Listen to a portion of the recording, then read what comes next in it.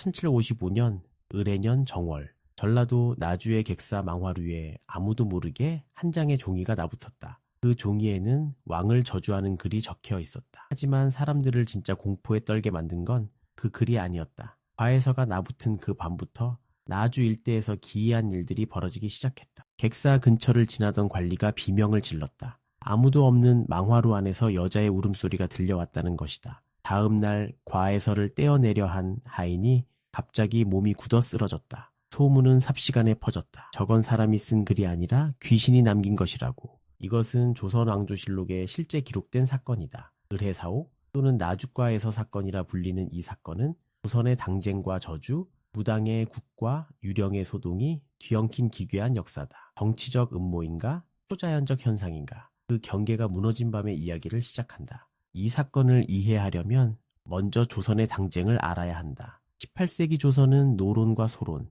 두 정치 세력이 피를 부르는 권력 다툼을 벌이고 있었다. 왕 위에 오른 자가 누구냐에 따라 한쪽은 권력을 잡고 다른 한쪽은 몰살당했다. 1724년 영조가 왕위에 올랐다. 노론의 지지를 받은 영조의 즉위는 소론에게 죽음의 선고나 다름없었다. 소론의 핵심 인물들이 줄줄이 처형되거나 유배되었다. 그 중에 윤지라는 자가 있었다. 그의 아버지 윤취상은 훈련대장이었으나 역모 혐의로 고문을 받다 옥중에서 숨을 거두었다. 윤지는 아버지의 원통한 죽음을 가슴에 품은 채 제주도로 유배되었다. 이후 나주로 이배되어 20년을 그곳에서 보냈다. 20년. 그 긴 세월 동안 윤지의 마음속에는 복수의 불꽃이 꺼지지 않았다. 아니, 오히려 더 깊고 어둡게 타올랐다. 유배지에서 윤지는 흩어진 소론의 잔당들과 은밀히 연락을 주고받았다. 하지만 그에게는 군사도, 무기도, 돈도 없었다. 그가 선택한 무기는 다른 것이었다. 공포. 사람들의 마음을 공포로 뒤흔들어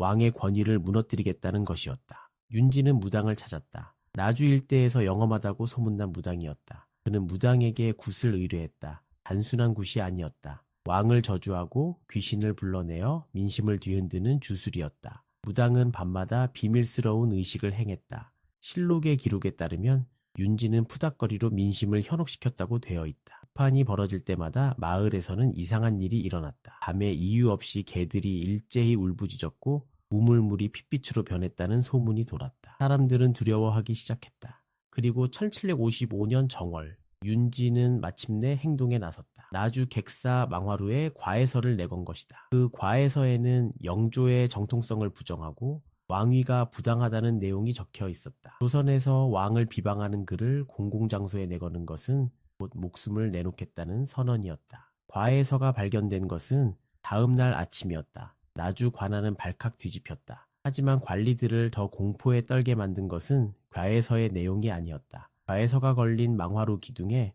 정체를 알 수 없는 핏자국이 묻어 있었던 것이다. 사람의 피인지 짐승의 피인지 알 수 없었다. 그날 밤부터 나주 객사 일대에서 유령이 출몰한다는 소문이 퍼지기 시작했다. 야경을 돌던 병졸이 망화루 지붕 위에서 하얀 옷을 입은 여인의 형체를 보았다고 증언했다. 그 여인은 아무런 소리도 없이 지붕 위에 서 있다가 안개처럼 사라졌다. 비슷한 목격담이 잇따랐다. 어떤 이는 객사 안에서 곡소리를 들었다 하고 어떤 이는 담장 너머로 불덩이가 날아다니는 것을 보았다 했다. 나주 읍내는 공포에 휩싸였다. 밤이면 아무도 객사 근처에 가려 하지 않았다. 윤지의 계획은 제대로 작동하고 있었다. 소문은 나주를 넘어 전라도 전체로 그리고 한양까지 퍼져나갔다. 왕을 저주하는 글이 나타났고 그 자리에 귀신까지 출몰한다. 이것은 하늘이 왕을 버렸다는 뜻이 아닌가. 윤지가 노린 것이 바로 이것이었다. 초자연적 공포를 통해 왕의 권위를 흔드는 것. 소식을 전해들은 영조의 반응은 격렬했다. 왕은 노한 것이 아니라 두려웠다. 영조에게는 약점이 있었다. 그의 어머니 숙빈 최 씨는 무술이 출신이었다. 정통성에 대한 콤플렉스를 평생 안고 살았던 영조에게 왕위의 정당성을 부정하는 과에서는 가장 깊은 상처를 찌르는 비수였다. 전라도 관찰사 조응유가 즉각 수사에 나섰다. 조응유는 나주 일대의 의심스러운 인물들을 닥치는 대로 잡아들였다. 고문이 시작되었다. 그리고 얼마 지나지 않아 윤지라는 이름이 튀어나왔다. 윤지가 체포되었다. 20년 유배 생활 끝에 시도한 반역은 시작도 하기 전에 발각된 것이다. 하지만 기이한 일은 체포 과정에서도 계속되었다. 윤지를 잡으러 간 포졸들이 증언했다. 윤지의 집 근처에 다가갈수록 이상한 소리가 들렸다고. 땅 속에서 올라오는 것 같은 낮은 웅궁거리는 소리. 포졸들이 문을 열고 들어갔을 때 방 안에는 무당이 쓰는 주술도구들이 가득했다. 벽에는 알 수 없는 부적이 빼곡하게 붙어 있었고 바닥에는 붉은 가루로 그린 기괴한 문양이 그려져 있었다. 방 한가운데 윤지가 앉아 있었다. 그는 웃고 있었다. 윤지는 서울로 압송되었다. 영조는 직접 친국에 나섰다. 친국이란 왕이 직접 죄인을 신문하는 것으로 그만큼 이 사건을 중대하게 여겼다는 뜻이다. 영조는 동룡문에 나아가 윤지를 대면했다. 실록에 영조의 말이 그대로 기록되어 있다. 너는 역적 윤취상의 아들로 이 세상에서 먹고 숨쉬도록 용납한 것도 이미 관대한 은전인데 감히 나라를 원망하는 마음을 품고 흉서를 망화루에 걸었으니 그 음흉하고 참담한 정절이 남김없이 탄로가 났다. 하지만 윤지는 끝까지 단독 범행이라 주장했다. 배후가 있느냐는 추궁에도 입을 열지 않았다. 고문이 가해졌다. 주리를 틀고 형장을 가했다. 그래도 윤지는 말하지 않았다. 아니, 말할 수 없었다. 국문 도중에 윤지는 고문으로 숨을 거두었다. 윤지가 죽었지만 사건은 끝나지 않았다. 영조는 더 많은 배후를 찾으라고 명했다. 토론과 조금이라도 연관된 인물들이 줄줄이 잡혀 들어왔다. 대규모 옥사가 시작된 것이다. 이것이 의례사옥의 본격적인 시작이었다. 의례사옥으로 소론의 과격파는 완전히 뿌리가 뽑혔다. 소론 스스로도 조태구, 이광좌 같은 과거 인물들이 불충했음을 인정하며 자당의 잘못을 비는 상소를 올렸다. 정치적으로 소론은 재기불능 상태가 되었다. 노론의 완전한 승리였다. 그런데 이상한 일은 사건이 마무리된 뒤에도 계속되었다. 의례사옥으로 처형된 자들의 유가족이 모여 살던 마을에서 밤마다 곡소리가 들렸다는 기록이 전해진다. 아무도 울고 있지 않은데 여러 사람이 함께 우는 것 같은 소리. 마을 사람들은 그것을 원혼의 울음이라 불렀다. 조선시대의 귀신 소동은 단순한 미신이 아니었다. 정치적 무기였다. 왕조시대의 귀신의 출몰은 곧 하늘의 뜻으로 해석되었다. 왕의 정적들은 이를 이용했다. 하늘이 왕실의 편이 아니며 잡귀가 왕실을 지배한다는 관념을 퍼뜨린 것이다.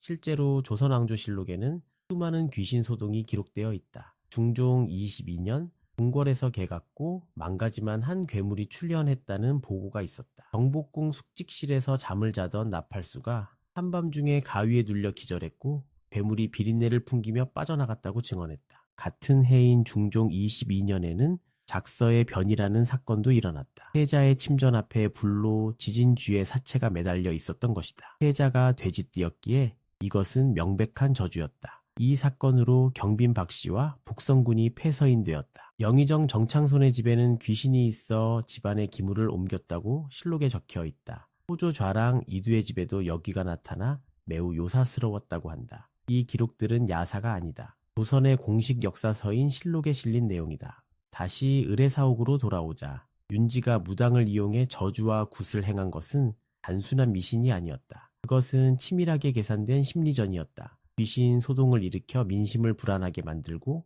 왕의 권위를 실추시킨 다음 반란을 일으키겠다는 전략. 하지만 그 계획은 실패했다. 배서가 발각되었고 윤지는 체포되어 죽음을 맞았다. 소론은 완전히 몰락했다. 역사의 패자에게는 변명의 기회조차 주어지지 않았다. 승자인 노론이 기록한 역사 속에서 윤지는 그저 미친 역적일 뿐이었다. 그런데 의문은 남는다. 나주에서 벌어진 유령소동은 정말 윤지가 꾸민 것이었을까? 무당의 굿이 진짜 귀신을 불러낸 것은 아니었을까? 20년간 하늘 품고 죽어간 자의 원한이 어떤 형태로든 세상에 남은 것은 아닐까? 역사는 기록하는 자의 것이다. 의례사옥의 진실은 영조와 노론의 시선으로만 남아있다. 죽은 자들은 말이 없다. 하지만 기록 사이사이에 비어있는 공간들, 설명되지 않는 목격담들, 그 틈새에 숨겨진 이야기가 있다. 의례사옥 이후 영조는 더욱 강경해졌다. 그리고 7년 뒤인 1762년 영조는 자신의 아들 사도세자를 뒤주에 가두어 죽이는 비극을 저지른다. 의례사옥의 공포가 영조를 더 잔혹하게 만들었던 것일까? 권력에 대한 두려움은 사람을 괴물로 만들기도 한다. 조선 500년 역사 속에서 정치와 귀신은 늘 함께했다. 권력을 잡기 위해 저주를 걸고 상대를 몰아내기 위해 귀신을 이용했다. 의례사옥은 그 가장 극적인 사례였다. 무당의 굿과 왕의 친국, 유령의 소동과 정치적 숙청이 한데 얽힌 기괴한 사건. 1755년 의례년의 나주. 그곳에서 죽어간 사람들의 이름은 대부분 잊혔다. 하지만 그들이 남긴 공포의 흔적은 실록의 행간 속에 아직도 살아있다. 밤이 깊어지면 망화루의 기둥에서 핏자국이 다시 배어나온다는 이야기를 나주 사람들은 오래도록 전해왔다.